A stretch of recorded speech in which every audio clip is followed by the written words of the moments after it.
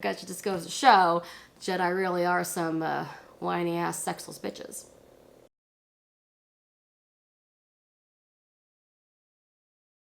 Today we are discussing everyone's favorite galactic virgins, the Jedi Order. And of course we are doing a light side look featuring the Pat McGrath Mothership No. 6 Midnight Sun Star Wars palette. Hi, I'm Lisa. I am not a makeup expert. I'm a complete and total amateur, and I'm also a little cringe. But I do like to do cute things like makeup, so let's be cute and cringe together. So yes, I do love makeup, but I also love Star Wars. As stated in my last video, I am a massive Star Wars fan, and that's why I was so excited to see Pat McGrath came out with her own Star Wars collection. The Star Wars collection includes 4 palettes, several pigments, some lip glosses, metallic lipsticks, and of course several different colors of mascara. And I did a full unboxing of the entire collection in a previous video, which I will link in the description box down below. And this is also the second Get Ready With Me featuring this collection. I actually did a dark side look, which you can see in another video. I will also link in the description box down below. So this is the Mothership palette. This is the box. As you can see, it's really cute. It has a great Star Wars theme to it. And the Mothership No. 6 Midnight Sun palette has been available for a while. They just reskinned it for this collection, so it's not really anything new. The other palettes are newer, but this is still a great makeup palette, and so I'm excited to use it for the second time today. Just gonna show you a peek inside before we get started. As you can see, here are some of the really beautiful colors we'll be working with, and I will point out which ones we are working with once we get started. Along with the palette, I'm also going to be using the ChromaLuxe Artistry Pigment in color Smuggler Spice. I'll give you a look at that as well. It comes in this beautiful peachy color, and you will see that later. I will also be using the Dark Star Mascara in Extreme Black.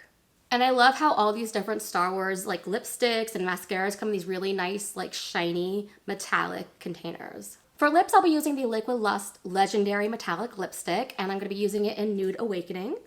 And as you can see, this one comes in a beautiful red container. It has the color on it, which I'm not sure if the camera can pick up, but we'll show it to you right there, and you will see it, of course, when I put it on. For lip gloss, I will be using the Lust Gloss Star Wars Edition Bronze Venus. As you can see here, it's a sparkly pink color, and it's definitely for neutral skin tones. I myself am a neutral skin tone. I tend to lean a little warm, but I can generally use anything from cool to neutral to warm. Okay, so we're gonna get started. I'm going to work on my eyes first. That always takes me the longest. And I'm gonna show you what colors I'm gonna use. Okay, last time for the dark side look, I actually worked with this brown here, this lighter orangey brown, and I moved down to this nice bronze color, red color, and orange color, you know, kind of staying with the theme there, right? And so this time I'm gonna be using the other 5 colors. And that's gonna include this creamy color, a champagne color over here, this gold, purple, and green. The creamy color is called Skin Show Moonglow, and that completely makes sense. It does look like Moonglow. The more champagne color on this end, which might not be able to distinguish here on the camera, is called Astral Solstice. The purple is called Blitz Violet Orchard, and the green is called Wicked Envy. And lastly, this gold color we'll be using here is called Jubilee. Okay, the first one I'm going to start with is that beautiful creamy color called Skin Show Moonglow. It's that one right there, and I'm going to put it down as kind of like a base all around my eyes. And as I'm doing this, I'm going to give you my thoughts on the most popular Jedi in the lore. Everybody knows the big ones, like Obi-Wan Kenobi, Anakin Skywalker, before, of course, he became Darth Vader. And then Luke Skywalker. We retconned Leia as a Jedi in the sequel series, although all we saw of her was floating through space. And then, of course, we have Ben Solo before he became Kylo Ren. We got the old ones like Yoda and like Mace Windu. Who was that dude? Who did Liam Neeson play? Qui-Gon Jinn. Yeah, that was his name. Yeah, he was for sure super Jedi. You know, then we have Rey from the sequel series. I would say definitely my favorite Jedi is Luke, just because, you know, it's weird because we all thought he was the whiny one. But at the end, I think he became the least annoying. It's kind of weird how that happens. You just create more and more annoying characters. But yeah, I really like the first Star Wars. By the first one, I mean Episode 4. A New Hope is probably my favorite of the Star Wars. Everybody always says Empire Strikes Back, but for me, it's A New Hope. I really love the origin story of Luke Skywalker. Okay, so I got this on my eyes. And next thing, it'd be kind of fun, make it like really light on the inside and kind of make it darker as I went. So I'm going to use the next one, which is Astral Solstice. And it's this one right here, and use that as like really, really, really like bright and shiny on the inside. But yeah, back to like Luke being extremely annoying. I think, you know, Mark Hamill, he did play him as kind of whiny, and it does kind of go with the whole, you know, a kid has to like rise to the occasion, learn his true abilities, take on responsibility. And I feel like in the original trilogy, we really have to like learn from the mistakes of the Jedi. You know, we don't really know what those mistakes are, but we know something led to their downfall, and it was clearly Jedi returning to the dark side. And we kind of figure out, okay, well, what was going on with that in the prequel trilogy? Well, it turns out the Jedi were kind of awful, and I don't think George Lucas intended it that way. But sometimes the story takes a life of its own, and you're writing stuff without realizing it. Here's the thing about the Jedi: they talk about, oh, the old days of the Republic, where slavery was rampant and everybody just sat around in like leisure and luxury. Everything was clean and shiny, and the Senate was all arguing with each other. And I'm like, but there was so much horrible stuff going around the galaxy. And yeah, you compare it to the weird fascism in the original trilogy, but did we see any kind of like rampant slavery? I mean, it seemed like you know, like of course we had the clone army in the original prequel series, but it was just like regular dudes, like in service as stormtroopers in the original trilogy. But when in the Age of the Republic, they're all like, it seems like they're very pro-slavery. Like Yoda had like no problem taking on the clone army, like to help them. It's kind of weird, right? And it just kind of goes all the way back to, you know, one of the first big like stumbles of Anakin Skywalker is when he wants to go back to rescue his mom and they won't let him, and so he has to like sneak off to do it with Padme. And it's really awful. Like, so you have this unstable kid who you're afraid to train because he's so powerful and his emotions are like taking over him, and you know his mom's a slave, and you didn't go back to buy her and set her free. You just wait for her to die a horrible, tragic death at the hands of, like, you know, like the Sand People. Yeah, I think the Jedi really dropped the ball there. It's like, let's not have this guy turn into a psychotic killer, but let's let his mom die. Okay, enough about that. I'm going to move on to, let's see, what is it called? Jubilee. This, like, very beautiful yellow gold color here. And I'm going to use this one in the middle between the cream and the green, actually, because I feel like that's the one that's going to blend the best together between the two. Let's get that in the middle. Let's see how that sits on. I'm not really sure how much I need to layer on of these lighter colors. I used kind of darker colors last time for the dark side look, and they sat on really, really well. So I'm not really, but this time I'm, you know, light side, lighter colors. We're going to have to see how well they do. It's doing pretty good though. This gold is beautiful.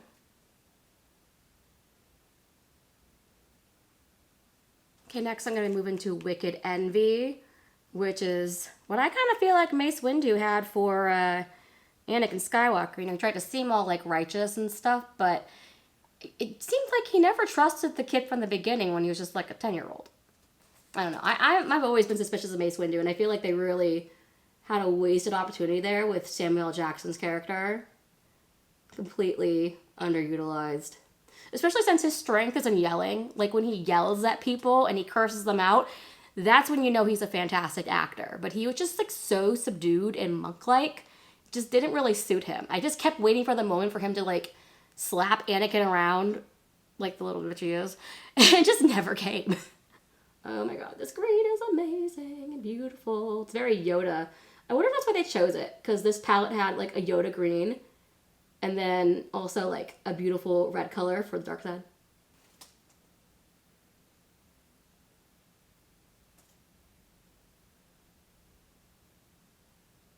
Let's get some more gold on this green. I just feel like it's going to look better if it's a green gold. I also want to get some green under my eyes as well.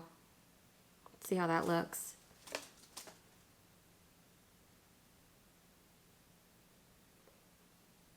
Okay, So let's move on to Yoda. Yoda is a perfect example of what we call dropping the ball. He's all like, my vision is clouded. I cannot see the future like I usually do. And does not care at all to suspect the dude actively trying to seek power who used to be a Jedi. Also known as the Emperor. What's his name? Palpatine. Yeah. Okay, by the way, speaking of Palpatine, wasn't it like completely bizarre how he was brought back in the sequel series without like no build-up and no clues?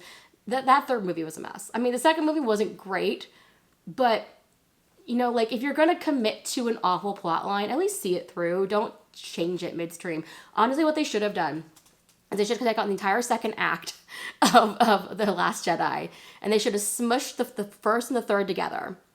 And they should have made the first act disappear in the third movie and made the second act, the third act, where you know the part where like, so have the second act end with you know, Rey rejecting Kylo Ren and everything, and then have the third act have him like throwing his red saber into the water. And then you can start with a whole movie of him trying to go towards the light side again, and a real redemption arc, not one like smushed together in the last hour. The last bloated hour, by the way, because it was way too long. And I like long movies, but sometimes you can tell, geez, this is not going anywhere. Okay, now I want to add some of the purple. Okay, it's definitely not going to go on the green side, so it's going to have to go on the inside a little bit. And I'm kind of sad I can't use more of it, but, you know, I did make a commitment to these colors, and unfortunately, purple and green don't mix so well when you try to blend them.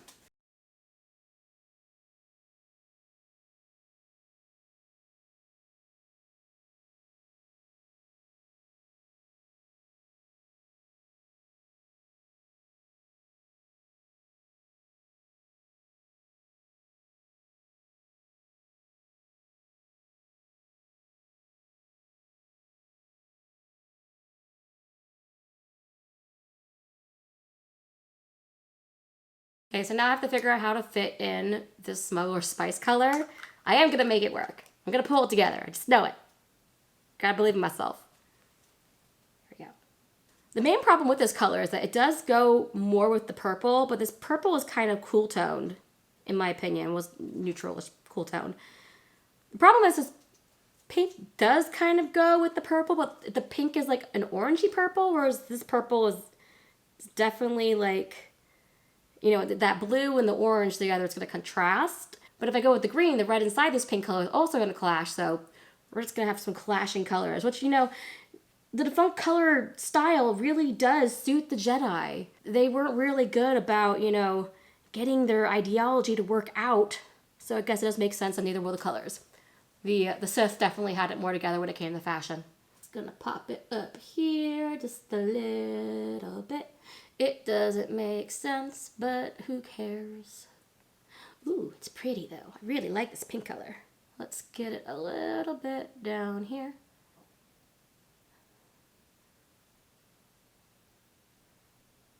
Ooh, I'm making it work, Mom. If she's watching this.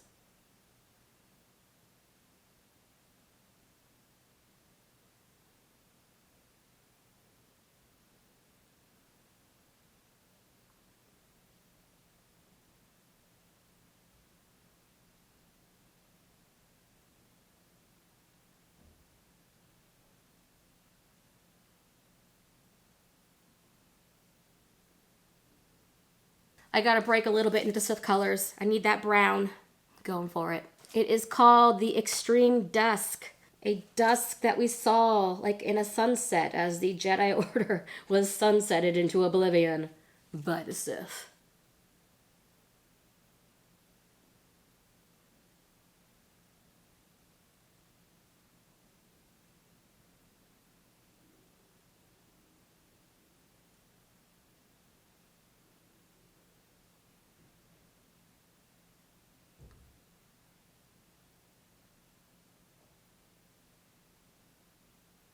Okay, it is done, and there's eyeshadow debris all over my cheeks, so definitely have to clean that up and finish the rest of everything else. I am actually really happy with how it turned out. All these clashing colors kind of like work in some weird way.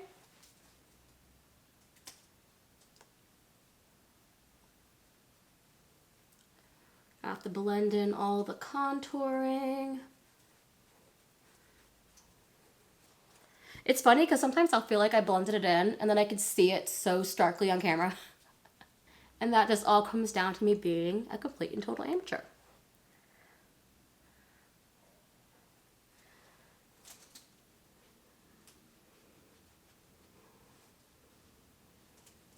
Let's get under the eyes, make sure this is all cleaned up.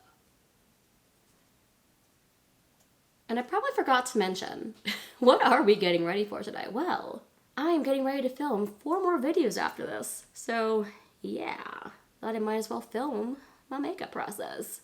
Of course, this one's pretty unusual. I would never actually do this kind of makeup for like a normal work day or something. Only if I was like going out, hanging out with friends, going to a special event, or of course filming a video. I don't know if I'm ever gonna do like a regular get ready with me where like, yeah, I'm going to work and I'm going to put on some of my normal day makeup because that's just like not fun. I would so much rather do really cool like themed stuff like this. Okay, so now let's add some blush. I always use the, I talk about it every single time, Georgette Super Shock Cheek Satin by ColourPop. It's beautiful and pretty and I love it.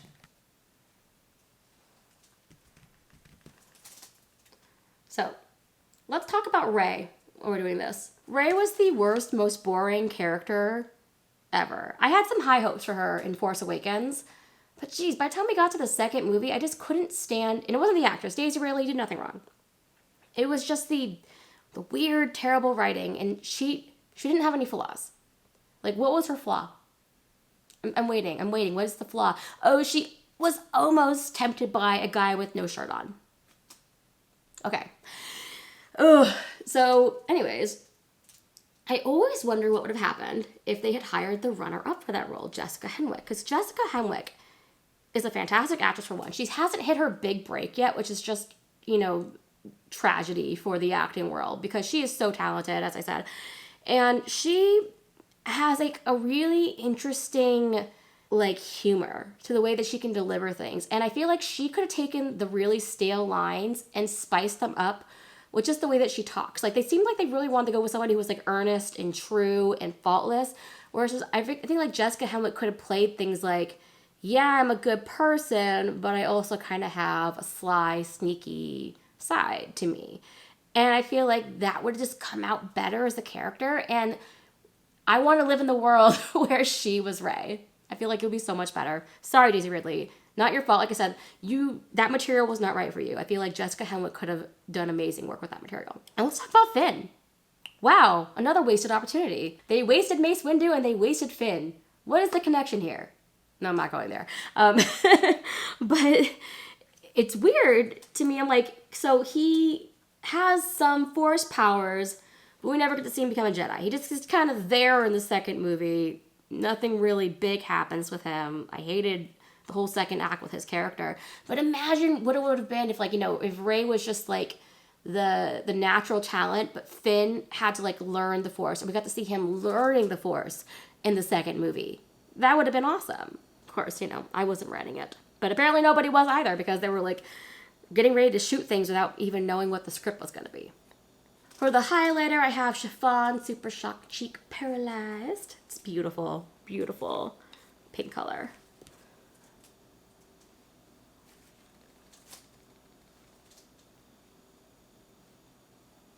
This like pink color completely, totally matches the peachy pigment as well.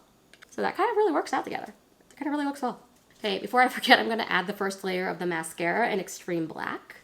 And this collection does come with colored like mascaras, but I'm kind of waiting to use them with the original palettes. And that's gonna be interesting because one of the palettes is a warm neutral. It's called the Golden one, and it has like obviously a gold tone like color scheme. But the mascaras are like ultraviolet blue, a really bright pink, magenta pink, and a really bright green color, like an aqua green color. It's hard to describe. And I don't know which one of those is going to go well with the gold, but we're going to make it work. Just like we made it work today. Obi-Wan Kenobi. Man, how disappointing was that show? I was looking forward to that for like 10 years. Because there was always a rumor in the works that we get an Obi-Wan Kenobi story. I should not be talking about his lip liner on.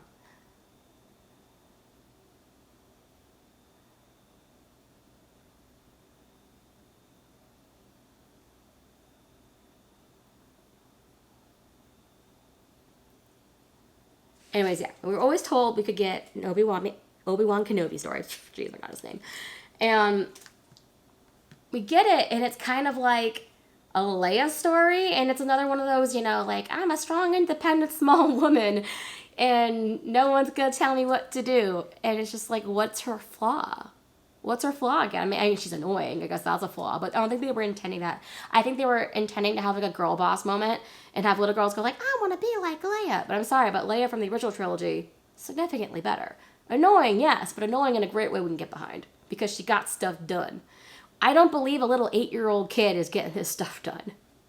Also, you think I think that Obi-Wan be over kids, considering his lost experience with one, and having to cut their limbs off? I have the high ground. I love it. Okay, so we got the metallic lipstick here, and it's in Nude Awakening. Can't believe I forgot. Yeah, Nude Awakening. Let's get that. It's so pretty. I love it. So it's really easy for me to smear my lipstick just because I have really thin, small lips that everybody hates. At least I hate it. So yeah, I gotta clean that up. And we'll also be using the beautiful Bronze Venus lip gloss. And these two actually pair together. They're both the nude, which is the neutral skin tone color. Okay, let's get a second layer of mascara.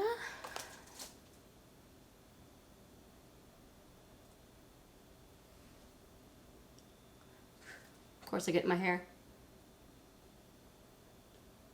I'm getting better about opening my mouth like a fish. Like every time I put mascara, I'm like, you know, like that. I'm getting better at it. And I just smeared my mascara. Of course, trying to make a joke. Why me? It's in my hair. It's everywhere.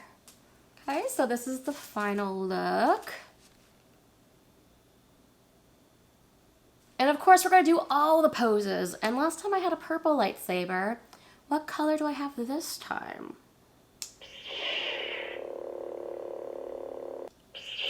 Yeah, so I have a blue lightsaber as well, and best believe when I go to Disney World this year, I'm making another one. I love these things. They're amazing. The handles are totally unique. It has like bronze and silver. The other one was like silver and black only. Unfortunately, I don't have a hood for this yet, but let's see what other Star Wars stuff I do have that I can pose with. Ah! I love this little guy. He's like a little baby Jabba the Hutt. He's so cute. Look at him. He matches my eyeshadow. But he's not exactly light side of the Force, is he? Here's a cute little baby Yoda my friend Jess bought me. Because she knows I love baby Yoda so much. Little Grogu. He matches my look. He's light side. He's cute. Okay, I'm going to zoom out a little bit and see if we can get the full lightsaber in the camera. Okay. Ooh, there we go. And we have the lightsaber. Okay, final thoughts on the Jedi. Kind of a bunch of losers. What did they do? They sat around, waited for the end of the world to come about, and then they couldn't even look inward enough to change it by the time the sequel series came around. I mean, come on. If you're going to impart wisdom from beyond the grave, like, impart the wisdom. I don't know what to say to you. I can't make you do the obvious. But they're all like, I can sense the Sith. The dark side is growing. My vision is clouded. Blah, blah, blah.